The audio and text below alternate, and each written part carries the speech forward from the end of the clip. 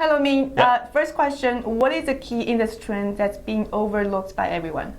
Yeah, I guess one of the things I think it's probably not being seen by a lot of, because for example in the pharma investment, people are so much focused on biotechs and some innovative drugs. But I do believe in China, the generic market will have a lot of more potentials. China generic market basically is a domestic market, right? They don't never go beyond China because of their expertise, specialties, and quality. I think China generic right now, Chinese government is implementing a lot of new rules, try to regulate that sectors. So I guess you will see more and more and better generic, larger generic companies coming out of China to compete with, Indians and other countries.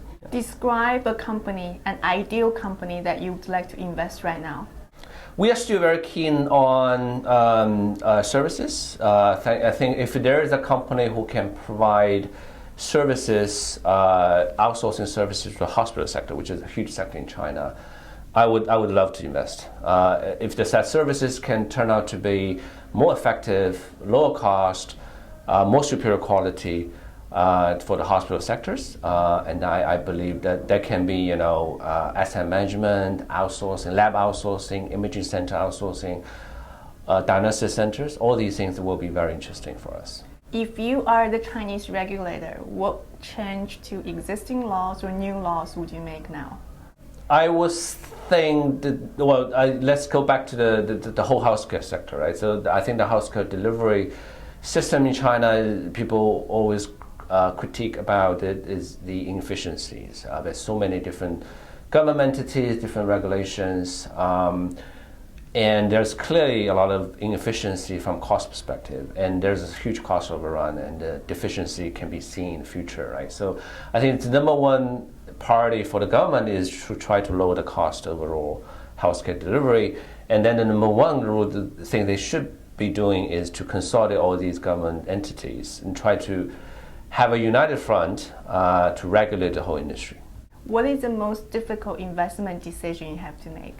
If it's a high quality company, but unfortunately is a high valuation, and there's competitors out there. Are you going to do it or not?